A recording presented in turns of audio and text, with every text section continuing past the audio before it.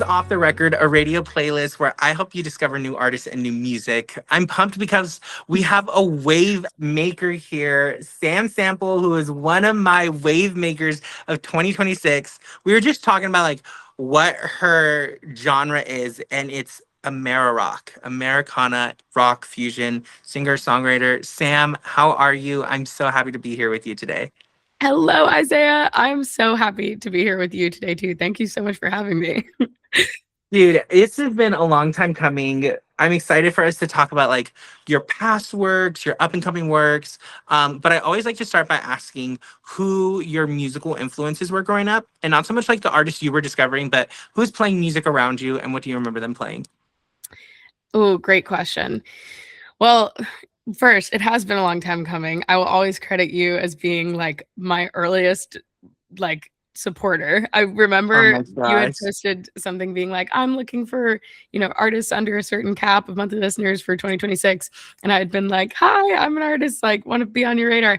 And you DM'd me and were like, you're already on my radar. You're already Yeah. in the video. I'm posting it tomorrow. And I was like, oh my God, how did you find me? So that meant so much to me. And I'm so grateful to know you and for the Oh, that support. means the It's so world. It's special. literally Uno reverse. Uno reverse. Love, love. Okay, so my musical influences growing up. I grew up in Atlanta, Georgia. Both of my parents are from Baton Rouge, Louisiana. So big Southern household. We listened to a lot Yes. of Shania Twain, a lot of the Chicks, a lot of Martina McBride in the car growing up. And then, I got away from my country roots for a little bit. And that's not entirely true. In high school, I listened to a ton of like Mumford and Sons. Their Babel album was like hugely influential for me. I listened to a lot of Gregory Allen Isaacoff, some Bon Iver, some Lumineers. Got really into Pine Grove, and then I got really into like Imagine Dragons, Young the Giant. You know, and then as I got older, I got into more British rock bands. Like I love Catfish the Bottomen. I love Sam Fender. There's just so many good ones. And then I think with the kind of 2022 wave of Zach Bryan, Tyler Childers, and that music getting really popular again, kind of brought me back to my roots. And yeah, I'd say I really am influenced by so many of those artists. I love Pine Grove. I love Miley Cyrus. I love Hozier. There's so many good ones. I could just sit here and keep listening. Just like the diversity in the palette and like the world building, the lyricism, like it makes sense hearing you list off those artists and then like tying it back to your music. I'm Thank really you. curious. Yeah, I think it makes sense too. Like to me, there is such a clear like Venn diagram of Yes. where all of those live together. And Like especially with you throwing out the name Sam Fender, who I believe is one of the greatest songwriters in this generation, who's totally being slept on. completely in the US. I completely Yes. agree. He like takes this world that feels so secluded, so unique, and like really just draws it out. Like I hear that in your music as well, especially like with the most recent release. I'm really curious like what your process as a writer is right now. Yeah, great question. And so true about Sam Fender. I adore his writing. I think his ability to write about like real issues happening in the world in a way that's not on the nose and not preachy is something I really admire about his Yeah. songwriting and really aspire to. I also just love that sound. He's a really talented guitarist. He's a huge musical inspiration for me. And it's cool seeing him and Noah Khan also having some Yeah. overlap. I actually met someone on Sam's team recently who shared with me that he and Noah Khan have like, what was the statistic? It was like they share 40% of the same super fans or something like that. Really? And I could see it. yeah, I'm like, at first, you think Noah Khan's way more on the Americana side and Sam's way more on the rock side, but they're collaborating together. They're both kind of inching closer towards each other, I'd say. And, as someone who's living in exactly that world, I love to see that. So, okay, my musical process. I see making music for me as how to take like something in the medium of emotions and put it into the medium of music. I have a lot to say. I think I have a lot of like strong beliefs about wanting to be someone who lives a good life and can help others. And I think I really believe in the power of music to help people. Music Mhm. was, really influential and informative during the darkest times of my life, where I felt really alone and really isolated. And I felt like I could put on some of these albums and feel like, you know, I'm not alone. There's someone out there who understands, and, multiple people, even, that there's other people who like this and resonate with it too. Um, so music for me, the process of making is very therapeutic in processing and dealing with things that are hard for me in my life, or things that I've learned. And the idea of being able to create something that can communicate that and share it with other people who can say, yes, I resonate with that, is something that's really kind of why I do it. Yeah, that's so good. I'm really curious of like when you go into your writing sessions, are you coming in with like a fleshed out idea of what you are, not so much your writing sessions, but your production sessions? Are you coming out with a fleshed out idea of what you want your project at that moment to be? Or are you really like coming in like, here's some ideas, let's kind of collaborate on it? Yeah, great question. I typically write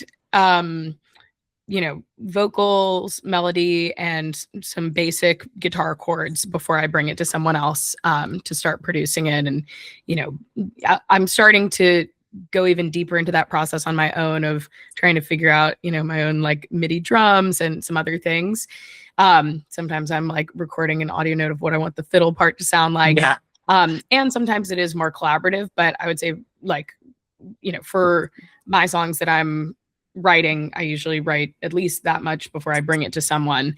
And I've started getting into co-writing more, which has been really fun for me. I think the act of having this shared emotion that you and someone else from an entirely Mhm. different world experience can share in and approach from different perspectives is really cool. I have my first co-written duet coming out in April, which I'm really excited That's about. so awesome. Yes, I can't wait. And I'm starting to co-write a lot more, and I really do enjoy that process. And I'm always trying to improve as a player. Like, I think I'd like to get to a place where I think my writing is very like lyrics and vocal melody led today. Yeah. I'd like to get to a place where I have some that's more like interesting guitar part led. Um, and I'm lucky to have just built an amazing group of collaborators and other songwriters to work with, both on the production sense and on the co-writing Yeah. sense as well. What was it like putting together It Takes Two with Benny? Yeah, great question. So It Takes Two was one that I wrote myself. I went to see BB Stockwell and Hans Williams at the Mercury Lounge. It was really Um, BB's show, and she had surprise guest Hans Williams, and that they did. I'm so jealous. That Ah! pairing right there. Yes, it was awesome. It was awesome. And they did Speak Too Soon, and I was so moved that night by it, and I was like, I want to write a song that makes me feel like that. Like, I just resonated with it so much. And um I was going through a situation at the time that felt a lot about, what both songs are about, which is this like, Yeah. you know, I'm this kind of overbearing woman, or I'm, not the trope, but like, I'm gonna say what I think. And, Yeah. I'm with someone, or going for these types of people that are more soft spoken and chill, and this kind of rub of how that ends up happening in relationships. And uh, did I overstep? What's going to happen? So I wrote the song, and I brought it to Taylor James Carroll, who's a longtime producer and collaborator and friend of mine. He was the house engineer at Bear Creek for over 10 years. He worked alongside Ryan Hadlock, and that's where we met recording some of my first album, which was a really cool experience to go record at such a historic studio. The Lumineers did their self-titled album there, which was like a hugely influential album in my life. Brandy Carlisle, Vance Joy, Zach Bryan did Something in the Orange there. There's so much incredible music that's come out of working with Ryan and Taylor and recording at Bear Creek. So I recorded 4 songs out at Bear Creek that were on my first record, I'm Moving to the Moon. And I've stayed in touch with Taylor, and we do a lot of work together. So there's a batch of songs that I had brought to Taylor and had been working on, and we were working remotely, flying things back and forth, and with some other amazing guys out at Bear Creek, Dune Butler and Owen Thayer and William Sage. And we've made a lot of really cool music together, all of us. And for a long time, I was looking for the right duet partner. And I knew I wanted like it was kind of inspired by this like Hans Williams type sound.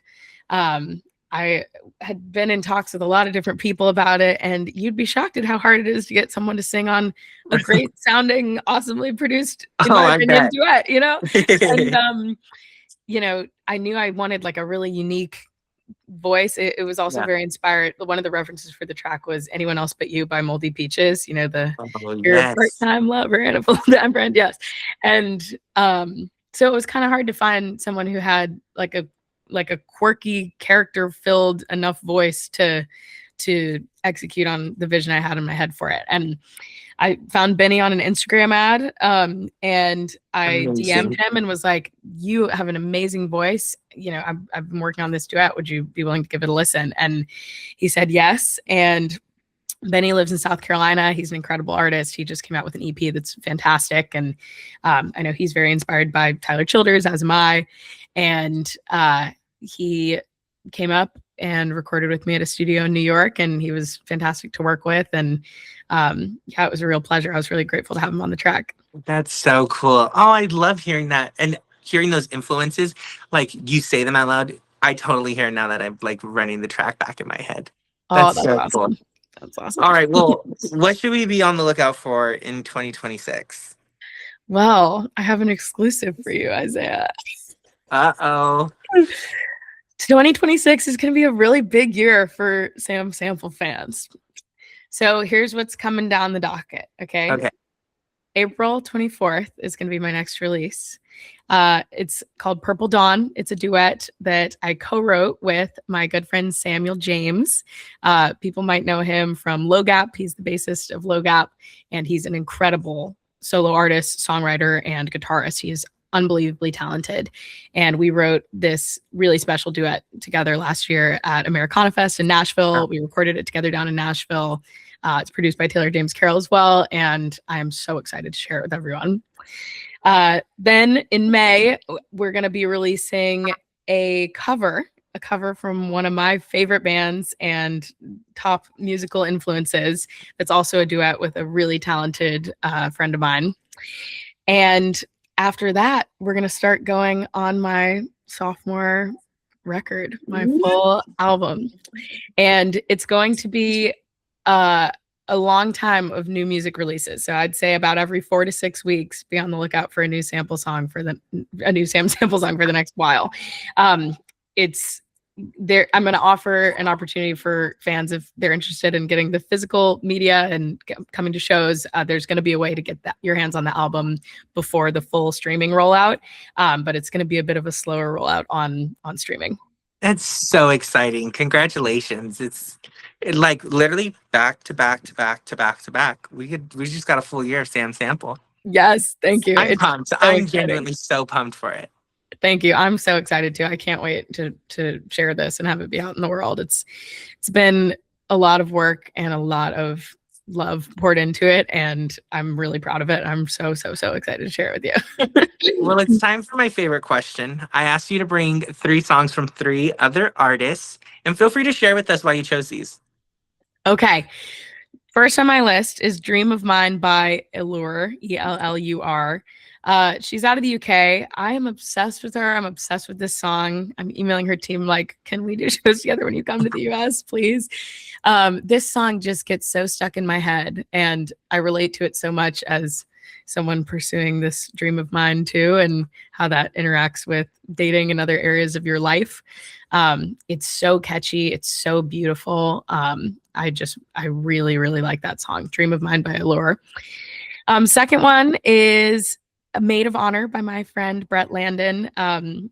Brett's a good friend of mine here in the city, an incredible, beautiful country artist that wrote this really heartbreaking song about losing your best friend and thinking you're going to have them be your maid of honor one day and wondering what's going to happen now that you don't have them. And yeah, it just breaks my heart. I think the performance that she got down in that recording is stunning. She does a lot of work with Johnny Hansen, who's really talented as well out of Nashville. And I love Brett. I really love her art. And I think that song is a real masterpiece. And the last one, I'm going to have to split between two wonderful indie rock bands that are both totally killing it and on the rise right now.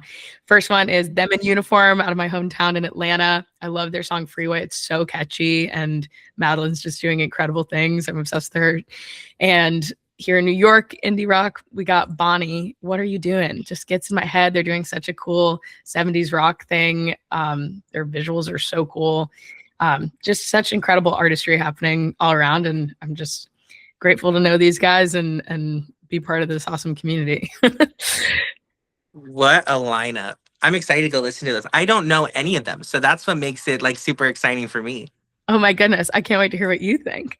I can't wait. Well, Sam, thank you so much for coming, for gabbing with me today. I'm super excited. Okay, we have a duet in April, cover in May, and then the rollout for the new album.